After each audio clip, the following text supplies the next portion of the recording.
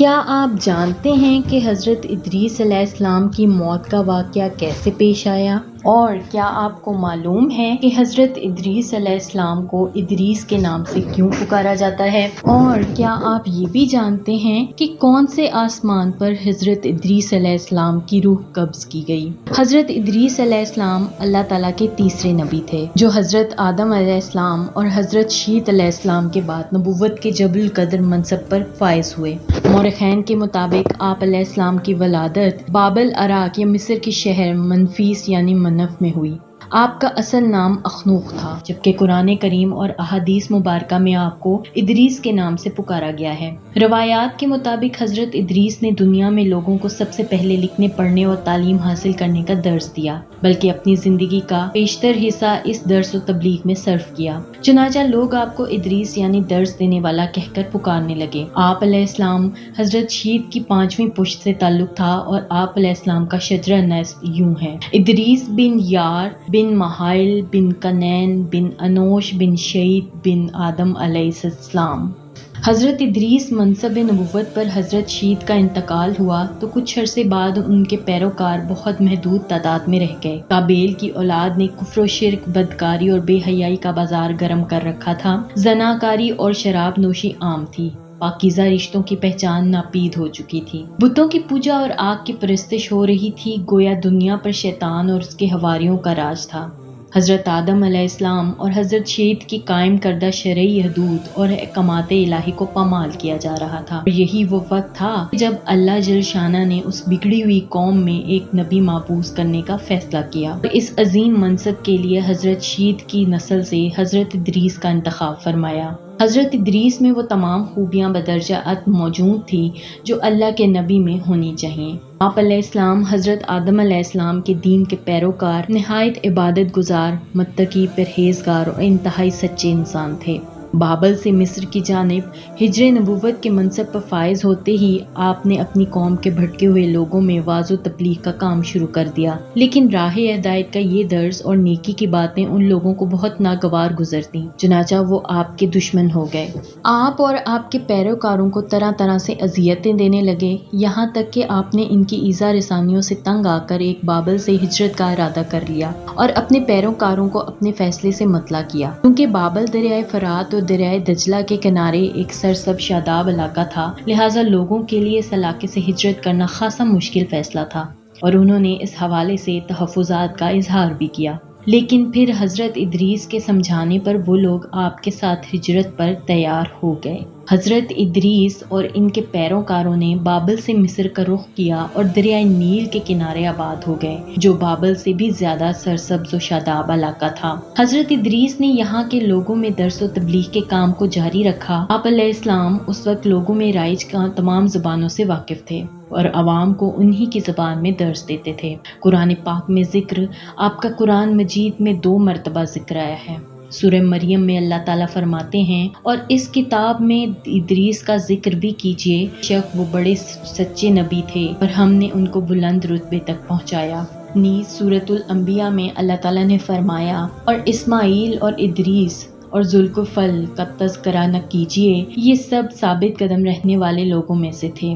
قرآن کریم کی معروف اور مستند تفسیر کے مطابق حضرت ادریس علیہ السلام حضرت نوح علیہ السلام سے 1000 سال پہلے پیدا ہوئے۔ اللہ تعالیٰ نے آپ علیہ السلام کو نبوت کے مرتبے پر سرفراز فرمایا اور آپ علیہ السلام پر 30 صحیفے نازل فرمائے۔ حضرت ادریس علیہ السلام وہ پہلے انسان ہیں جنہیں علم النجوم اور حساب بطور معجزہ عطا کیے گئے۔ نیز سب سے پہلے انہوں نے ہی قلم سے لکھنا اور کپڑا سینا ایجاد کیا۔ ان سے پہلے لوگ عموماً جانوروں کی کھال لباس کے طور پر استعمال کیا کرتے تھے۔ پھر یہ کہ سب سے پہلے ناپ تول کے طریقے بھی آپ ہی نے متعارف کرائے اور اسلحہ بھی آپ کی ایجاد ہے۔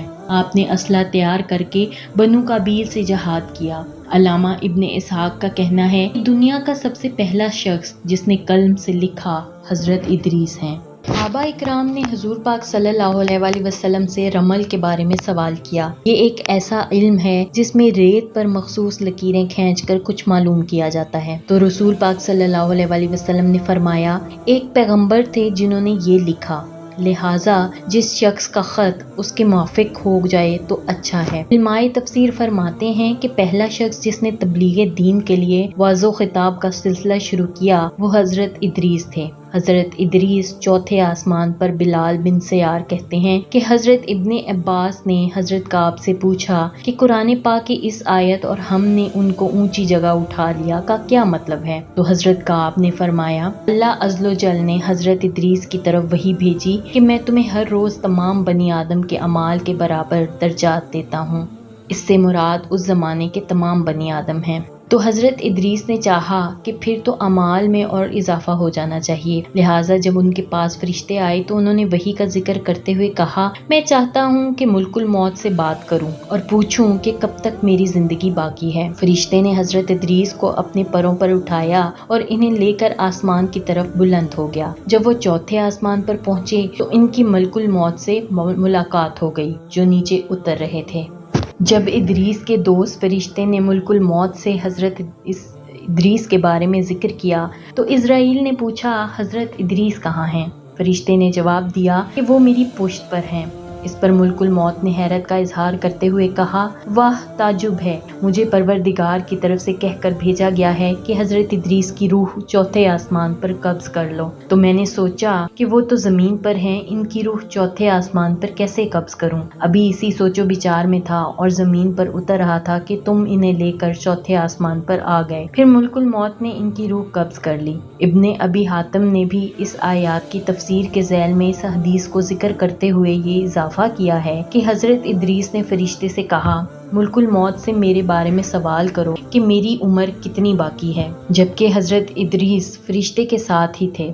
فرشتے کے سوال پر ملک الموت نے کہا جب تک میں انہیں دیکھ نہ لوں اس وقت تک کچھ نہیں بتا سکتا۔ پھر ملک الموت نے حضرت ادریس کو دیکھ لیا تو فرشتے سے کہا کہ آپ مجھ سے ایسے شخص کے بارے میں سوال کر رہے ہیں جس کی زندگی پلک جھپکنے سے زیادہ نہیں رہی۔ پھر فرشتے نے پر کے نیچے حضرت ادریس کو دیکھا تو ان کی وفات ہو چکی تھی۔ حضرت ادریس کثرت سے اللہ تعالیٰ کی حمد و ثنا اور عبادت میں مصروف رہتے تھے اور فرشتوں میں نہایت محبت اور عقیدت اور احترام کی نظروں سے دیکھے جاتے تھے۔ فرشتے ان کے پاس آئے اور ان کی صحبت میں بیٹھا کرتے تھے۔ چنانچہ ایک مرتبہ حضرت اسرائیل بھی اللہ تعالیٰ سے اجازت لے کر آئے اور انسانی شکل میں بہت دیر تک ان کی صحبت میں حاضر رہے۔ حضرت ادریس کو جب معلوم ہوا کہ یہ کوئی انسان نہیں بلکہ حضرت اسرائیل ہیں اور روح قبض کرنے کی خدمت پر مامور ہیں تو آپ ان سے فرمایا میرا دل چاہتا ہے کہ تم مجھے موت کا ذائقہ چکھاؤ۔ اس پر حضرت اسرائیل نے اللہ تعالیٰ کی اجازت سے ان کی روح نکالی اور پھر واپس کر دی۔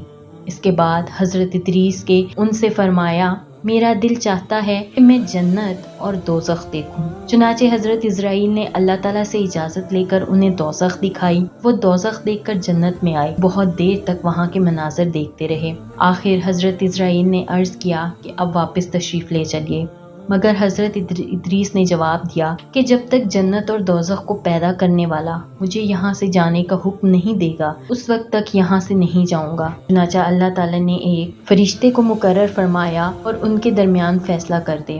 حضرت اسرائیل نے اس فرشتے کو پوری صورتحال بتائی۔ پھر حضرت ادریس نے فرمایا میں قانون خداوندی کے مطابق موت کا ذائقہ چکھ چکا ہوں اور اب جنت میں آ گیا ہوں، چونکہ حق اللہ تعالیٰ نے فرمایا وما ہم بخارجین منہا، یعنی ہم تم کو اس دس سے نہیں نکالیں گے، لہٰذا میں یہاں سے نہیں جانا چاہتا۔ حضرت کعب احبار کی روایت ہے کہ فرشتے نے اللہ تعالیٰ کے حکم سے فیصلہ کیا کہ اچھا آپ چھٹے آسمان پر رہیے اور فرشتوں کے ساتھ عبادت کیجیے۔ چنانچہ حضرت ادریس علیہ السلام چھٹے آسمان پر فرشتوں کے ساتھ عبادت میں مشغول رہتے ہیں۔ اس سلسلے میں متفق علیہ حدیث یہ ہے کہ حضرت ادریس چوتھے آسمان پر ہیں۔ مجاہد اور دیگر بہت سے علماء کرام کا یہی قول ہے۔ حضرت زہری نے بھی حضرت انس سے مروی معراج کی حدیث نقل کی ہے کہ جب نبی اکرم صلی اللہ علیہ وآلہ وسلم معراج کی رات چوتھے آسمان پر پہنچے تو وہاں آپ علیہ السلام کی ملاقات حضرت ادریس سے ہوئی، جنہوں نے حضور پاک صلی اللہ علیہ وآلہ وسلم کو دیکھ کر فرمایا مرحبا صالح بھائی اور صالح نبی۔ آل کابیل کے ساتھ جہاد۔ حضرت ادریس کی زندگی میں دو چیزیں بہت نمایاں ہیں، ایک وعظ و تبلیغ اور دوسری آل کابیل کے ساتھ جہاد۔ چونکہ انہیں وعظ و تبلیغ میں ملکہ حاصل تھا چنانچہ ان کی یہی کوشش رہی کہ وعظ و نصیحت سے آل کابیل راہ راست پر آ جائے اور دنیا برائیوں سے پاک ہو کر اللہ کی عبادت کرنے لگے، لیکن شیطان نے ان لوگوں کو پوری طرح اپنی گرفت میں لے رکھا تھا۔ جب آپ علیہ السلام ان سے اللہ کی وحدانیت کی بات کرتے، ایک اللہ کی عبادت کی نصیحت کرتے، برائیوں کو چھوڑنے کی تلقین کرتے، تو یہ باتیں ان لوگوں کو بڑی ناگوار گزرتی اور وہ آگ بگولا ہو کر انہیں اذیتیں دیتے، تمسخر اڑاتے اور پتھر مارتے۔ دراصل ایک طویل عرصے تک شیطان کے زیر اثر رہ کر یہ لوگ شرک و کافر اور برائیوں کے دلدل میں گردن تک دھنس چکے تھے۔ دنیا واضح طور پر دو گروہوں میں تقسیم ہو چکی تھی، ایک شیطان کے پیروکار اور دوسرے اللہ رب الکائنات کے ماننے والے۔ حضرت ادریس اس صورتحال پر بڑے دل گرفتہ اور پریشان رہا کرتے تھے۔ آپ علیہ السلام نے لاکھ کوشش کی کہ کسی طرح تبلیغ کے ذریعے ان لوگوں کو راہ راست پر لایا جا سکے، لیکن جب کوئی صورتحال نظر نہ آئی تو انہوں نے اللہ تعالیٰ کے حکم سے ان لوگوں کے خلاف جہاد کا فیصلہ کیا۔ انہوں نے اللہ اور اس کے پیغمبر پر ایمان رکھنے والے نوجوانوں کی ایک جماعت کے ساتھ آل قبیل کے ساتھ جہاد کیا۔ اس میں اللہ تعالیٰ نے انہیں کامیابی عطا فرمائی اور بہت سے لوگ دین حق کی جانب راغب ہو گئے۔ اس طرح کی مزید معلوماتی ویڈیو دیکھنے کے لیے دیکھتے رہیے ہمارا چینل معلومات۔ میرے چینل کو لائک، سبسکرائب اور شیئر ضرور کیجیے اور ساتھ ہی ساتھ بیل آئیکن کا بٹن بھی دبا دیں۔ شکریہ، اللہ حافظ۔